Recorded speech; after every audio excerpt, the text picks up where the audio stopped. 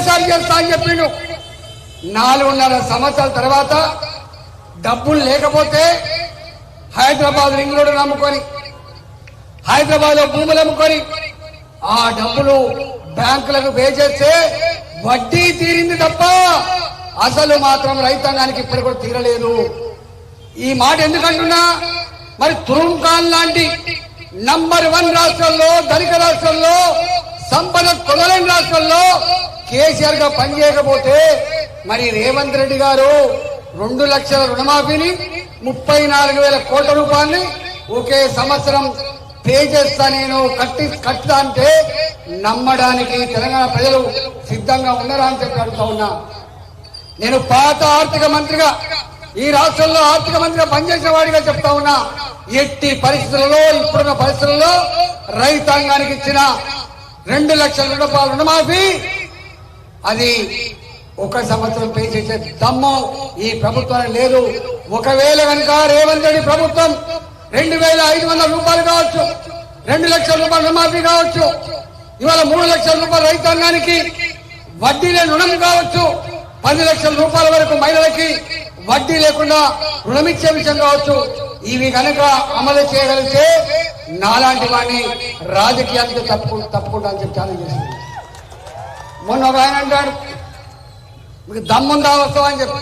నేను అడుగుతానా, నీకు దమ్ముంటే నీవిచ్చిన 66 హామీల మీద హ్యాబిట్ చౌరస్తాలు చర్చ పెడదామా, లేకపోతే నీవు కోరిన కాడ చర్చ పెట్టడానికి సిద్ధంగా ఉన్నా అని చెప్పి హెచ్చరిస్తా ఉన్నా.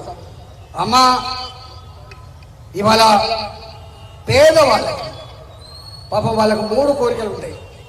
1 సొంత ఇంటి కళ, 2 వాళ్ళకి ఇచ్చిన హామీలు 2,500 రూపాయలు, 10 లక్షల రూపాయల మహిళలకు, 2 లక్షల రూపాయల రుణమాఫో లేదా పెన్షన్లో సకాలంలో రావాలని కోరుకుంటారు. కానీ 10 సంవత్సరాల కాలంలో కేసీఆర్ ఏం చెప్పిండు? దేశంలో ఏ ముఖ్యమంత్రి, ఏ ప్రధానమంత్రి చేయనటువంటి డబుల్ బెడ్రూమ్లు కట్టిస్తా అని చెప్పిన ముఖ్యమంత్రి కట్టించిండా? ఊర్లలో 5,04,000 రూపాయలు కట్టిస్తా అని చెప్పిండు, పట్టణాల్లో 7.5 లక్షలు కట్టిస్తా అని చెప్పిండు, కానీ కట్టియలేకపోయిండు. నరేంద్ర మోడీ గారు మాత్రం పేదవాళ్లకు 70 ఇల్లు, చిన్న ఇల్లు కావచ్చు కాక 4 కోట్ల ప్రజలకి ఇల్లు కట్టించి సొంత ఇంటికి నెరవేర్చిన బిడ్డ నరేంద్ర మోడీ గారు అనే విషయం మర్చిపోవద్దు. ఇవాళ అన్నిటికంటే ముఖ్యంగా మోడీ గారి గురించి అరవింద్ గారు చెప్తారు, ఒక్కటి మాత్రం చెప్పిపోతారు, పేదింటి బిడ్డ మోడీ, పేదింటి బిడ్డ మోడీ.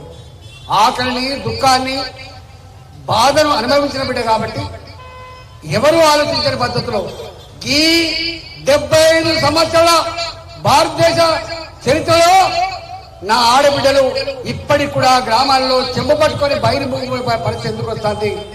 ఇవాళ గుడిసెలలో కూడా ఆడపిల్లలు చదువుకుంటా ఉన్నారు.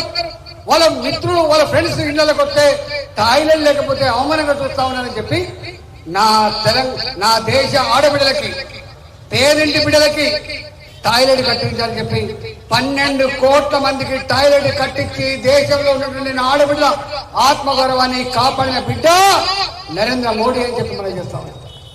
ఇవాళ ఆయన చెప్తా ఉన్నాడు, ఇక్కడ పెరుగుతున్న పచ్చడి చెట్లు కావచ్చు, నీ గ్రామాల్లో కట్టిన గ్రామ పంచాయతీ భవనాలు కావచ్చు, నా మహిళలకు కట్టిన మహిళా సంఘ భవనాలు కావచ్చు, ఇవాళ పట్టణాల్లో వేస్తున్న రోడ్లు కావచ్చు, కడుతున్న మోళ్లు కావచ్చు, ఇవన్నీ కూడా కేంద్ర ప్రభుత్వం నరేంద్ర మోడీ గారి దగ్గర నుంచి వచ్చిన పైసలు తప్ప ఇక్కడ గ్రామ పంచాయతీ సిబ్బందికి, మున్సిపల్ కార్మికులకి జీతాలు ఇవ్వాలంటే కూడా కేంద్రం డబ్బులు పంపిస్తే తప్ప ఇవన్నీ పరిస్థితి వచ్చింది. కాబట్టి ఇవాళ నరేంద్ర మోడీ గారు ఇంతకుముందు దినేష్ కులాచారి గారు చెప్పినట్టుగా పేదింటి వాళ్ళకు కరోనా గురించి నేను మంత్రిగా పనిచేశాను కాబట్టి నాకు తెలుసు. ఒక్కొక్క కుటుంబంలో వ్యక్తి చనిపోతే, భర్త చనిపోతే భార్య రాలే, భార్య చనిపోతే భర్త రాలే. ఇవాళ అనాథ శవంగా పూడ్చిపెట్టిన సందర్భాలు మనం చూసినాం. అలాంటి సందర్భంలో ధైర్యాన్ని ఇచ్చి నా ప్రజలు ఆకలితో అలమటించద్దని చెప్పి 5 కిలోల చొప్పున బియ్యం ఇచ్చి ఇవాళ ప్రపంచానికే ఈ దేశం వ్యాక్సిన్ తయారు చేసి ప్రపంచ ప్రజానికాన్ని కాపాడినటువంటి దేశం భారతదేశం నరేంద్ర మోడీ గారికి మనం చేస్తాం. అందుకే ఇవాళ నరేంద్ర మోడీ గారిని మొట్టమొదటిసారిగా 273 సీట్లు గెలిపించిండ్రు. రెండవసారి గొప్పగా పరిపాలించారని చెప్పి గొప్పగా దేశ ప్రతిష్టను ప్రపంచ చిత్రపటం మీద ఆవిష్కరించిందని చెప్పి రెండోసారి 303 సీట్లు కేవలం భారతీయ జనతా పార్టీకి ఇచ్చిండ్రు.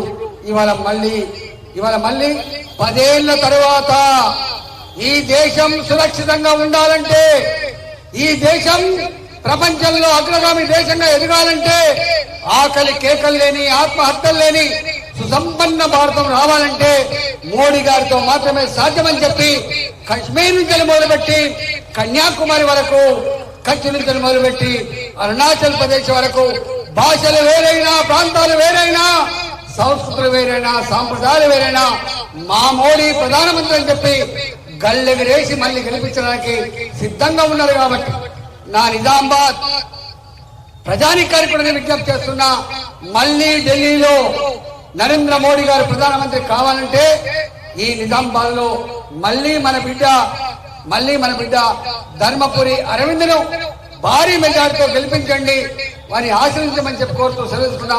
జై తెలంగాణ, జై తెలంగాణ. నరేంద్ర మోడీ గారి నాయకత్వం, నరేంద్ర మోడీ గారి నాయకత్వం.